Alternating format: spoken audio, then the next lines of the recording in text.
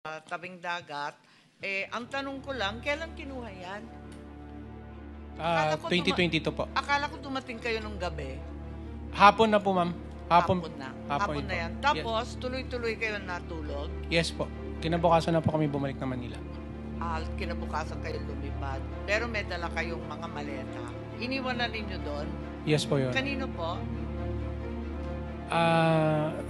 Diyan po sa bahay po, ang nag-receive po ma'am si Kong Sandro na po eh.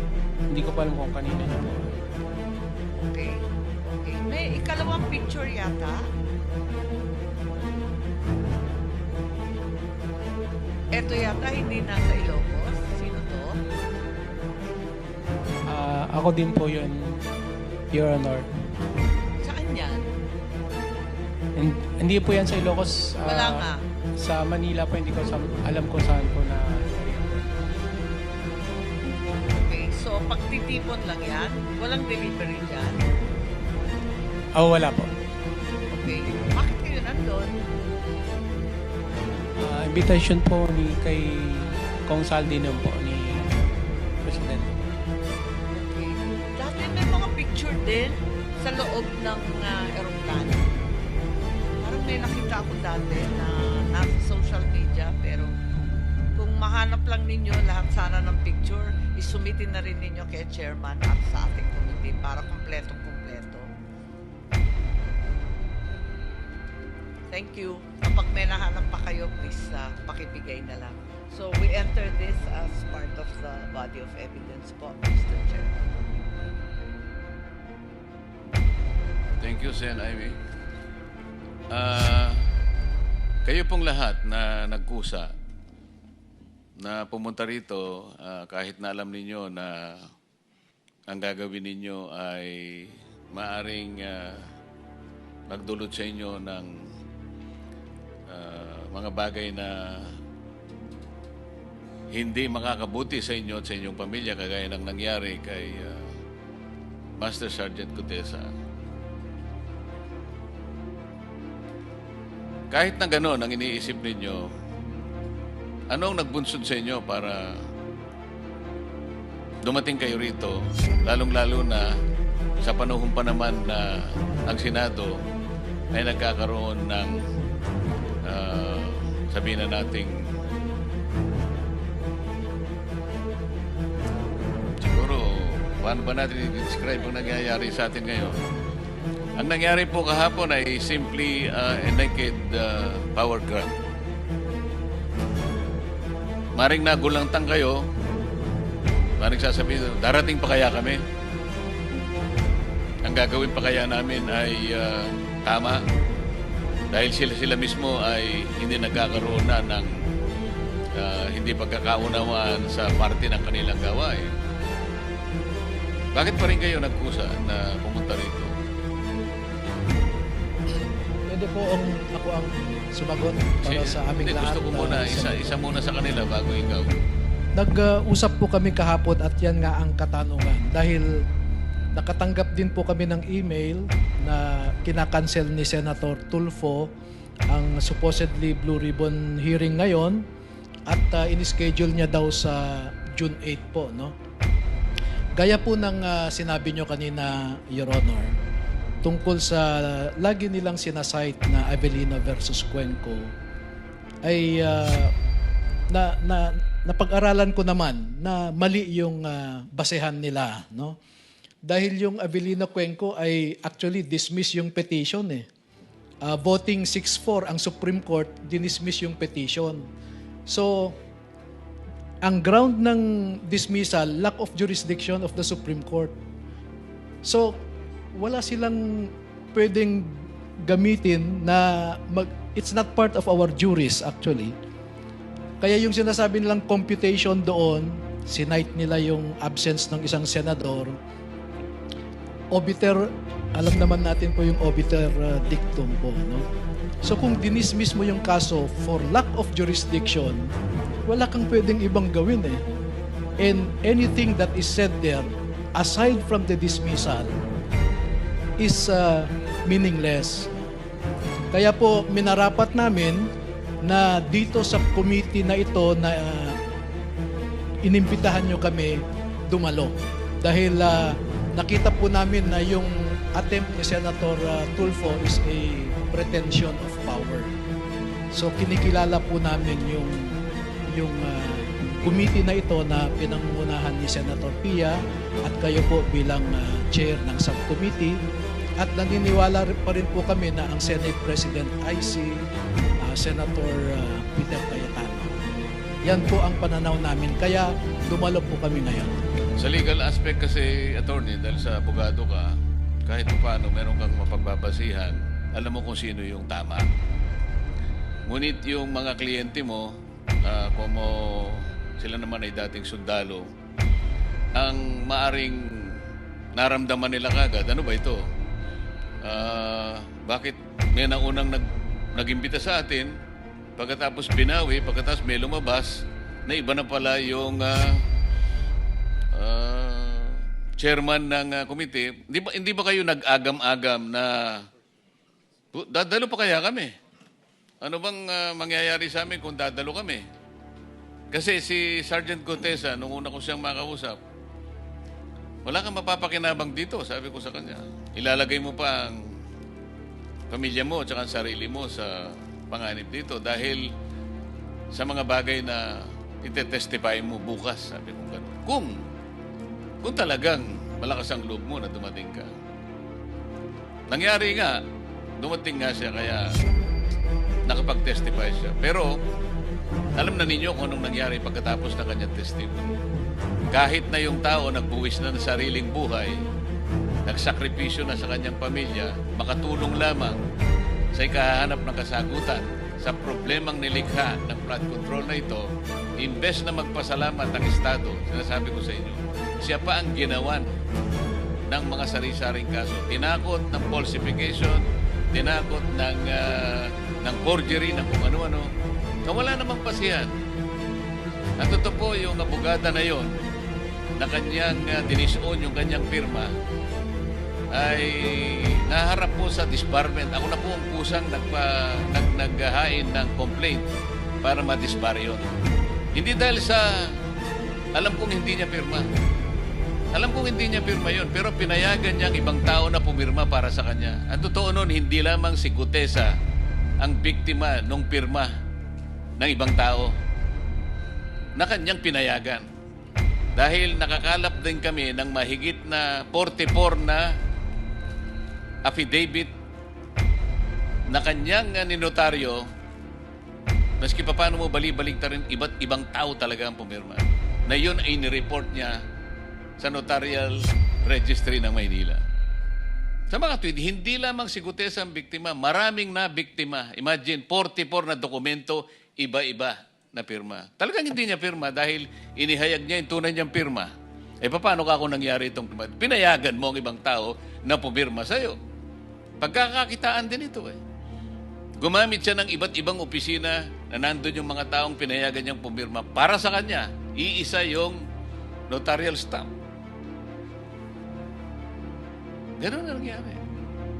So ang tanong kasi, kahit na ganun ba ang nangyari sa kanya, pumayag pa rin kayo na tumestify sa layunin ninyo na kayo, gusto ko kayo ang magsalita para marinig po ng buong sambayan. Your Honor, pinilit na rin po namin pumunta dito para isiwalat po ang katotohanan na nangyayari dito sa ating bayan. Sa pondo po ng bayan. Dahil kami po ang nagde-deliver ng mali-maliatang pera at aming natuklasan na ito pala ay pera ng taong bayan. Sa madaling salita, ito po ay isang sindikato. Hindi po kami atras sa labang ito dahil ang sinasabi namin po ay totoo. Yun lang po, Your Honor. Yes, Your Honor, magandang hapon. Ang nag-udyok talaga sa amin dito, kung bakit kami nandito ngayon, even though sa mga nangyayari kahapon dito sa bulwagang ito, ang loob namin at kami ay nakukonsensya na hindi namin mailathala o ipahiwatig o ipaalam sa taong bayan na ganito na pala kalaki ang lokohan ng bansa. Dati kaming sundalo. Ayaw naming maghirap ang kinabukasan ang mga anak at pangako namin. Ano na lang ang kredibilidad namin iiwan para sa aming mga anak. Alam niyo pala na may ganyang lokohan sa gobyerno noon, bakit hindi kayo lumabas? At isasama namin sa libingan namin itong pangyayaring ito, Your Honor. Kasi sobra na rin kasi. 18 point something trillion ang utang ng Pilipinas, paano ang bayan, paano ang kinabukasan natin. Itong kasamaan ko nandito, nagdesisyon kami kahapon na kahit anumang mangyari, na kahit saan man tayo pupulutin, kulungan, o anumang paggagamit ng gobyerno laban sa atin, itutuloy natin to, laban natin to para sa bansa at para sa kaiuunlad ng bansang Pilipinas. Maraming salamat po. Meron po kayong nakikita ang isang private jet. Ayan po, naka-flash. Hello. Hello, sir. I'm Rin. Bakit po nakasama itong private jet na yan dito sa inyong salaysay? Hello sir, I'm Rene Boy Julian. Sir, ako po yung nasa picture. At nagdala po kami dyan ng, sir, ng 48 malita galing sa Valle Verde to Madsi Hangar. Dyan po. Galing po saan yung maleta? Galing po, sir, sa Valle Verde, sa bahay ni Boss Saldi po. Diyan sa Pasig. Opo, Your Honor. 48 na maleta. 48 na malita po. Meron na po yung small saka medium large na po yan. Pero mas marami po yung large. Kasi hirap po kami talaga mag-akyat dyan eh. Yung malaki, kailangan talaga pagtulungan pa minsan 3, 2, hirap Hindi, pa. kailangan po ikwento ninyo, naglalanding po ba sa Valle Verde ang kanyang kalaking aeroplano? Paano po? Ikwento nyo. Paano Po, sir. nyo Ganito ginamit po, yan? sir. Galing po kami sa Valle Verde, sa bahay ni Boss Saldico. Doon kami kumuha ng mali-malitang pera. Yung 48. 48 po na malita. Dinalagay nyo sa isang hangar. Sino may-ari ng hangar? Your Honor, Mercedes Aviation Development Corporation yan siya, kay Kong Saldi din. So doon nyo dinala yung maleta. Yes, sir. Dinala po namin dyan, sir. Okay. Nagpunta kayo sa hangar ni Saldico. Nakita mo yung aeroplano, nagandahan ka, nagpalitrato ka. Ganun ba? Opo, sir. Si aeroplano eh. Kaya nagpa-picture pa ako dyan sa cellphone ko pag ginamit ko. So, yung dinala nyong maleta doon sa hangar ni Saldico, saan nyo diniliver uli? Diyan po, sir, naiwan na po kami dyan, sir. Pagka namin dyan, siguro, sir, hindi na kami nagtatagal dyan, sir, sa hangar sa Madsi. Pagka namin dyan, sir, umaalis din kami kaagad, sir, dyan. So, diniliver nyo lamang kay former Congressman Saldico. Diyan lang kami nagdala, sir. Diyan Kaya nga, galing yes, sa sir. bahay niya sa Valle Verde, dinala nyo sa kanyang hangar. Yes, sir. Mr. Chairman, 3 things. Number 1, kailangan mag-hearing tayo ulit next week at kailangan magpadala ng nakakaalam sa Ombudsman, sa DOJ at sa DPWH. Nakakabahala kasi bakit kapag ka-witness na tingin nilang magagamit nila na kung saan ay kapanig natin na senador, agad-agad hindi pa tapos yung testimony, gusto nilang dalhin sa DOJ para kunin yung testimony. Yun po yung inangalan nyo during the hearing. Pero samantalang itong grupo na to, parang nagte-testify pa lang, NBI na mismong lumalabas para sabihin, binigyan silang tig 5 million. Kasi pag sinabi mong binigyan ng tig 5 million, ibig sabihin, kahit anong sabihin nyo dito, hindi na totoo. So, nagulat ako, instead of sending someone here to say na, sir, pwede silang hiramin, sama si Attorney Baligod para malaman. No? So, it's very important na magkaharap-harap. Of course, we're inviting Senator Soto, Senator Erwin, yung mga kongresista, Senator Trillanes, lahat ng nabanggit ngayong araw na to. No? Of course, the palace can send their representatives. Attorney Baligod, question, when's the first time lumabas yung 18 Marines, more or less? Anong buwan?